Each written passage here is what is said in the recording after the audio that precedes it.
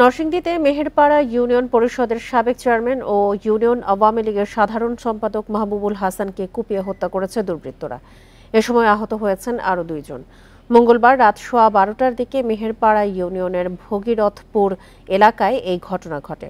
প্রত্যক্ষদর্শী ও নিহতের স্বজনরা জানান, রাতে ইউনিয়ন আওয়ামী লীগ কার্যালয় থেকে 8 থেকে 10 জন নেতাকর্মীকে সঙ্গে নিয়ে বাসায় ফিরছিলেন মাহবুবুল হাসান। পথে কয়েকজন অস্ত্রধারী দুর্বৃত্ত হামলা করে।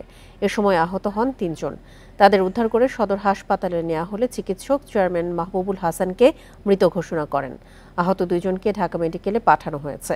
রাজনৈতিক বিরোধের জেরে পরিকল্পিতভাবে এই হত্যার ঘটনা বলে দাবি কর্মী সমর্থক ও স্বজনদের। সংবাদ পাওয়ার পরে তাৎক্ষণিকভাবে হাসপাতালে এসেছি। আসার পরে 2 জনকে ঢাকা রেফার করা হয়েছে, আর সাবেক চেয়ারম্যান মাহবুব চেয়ারম্যানকে মৃত ঘোষণা করা হয়েছে। অবশ্যই আইনগত ব্যবস্থা নেওয়া হবে, আর সকল সংস্থাই কাজ করছে।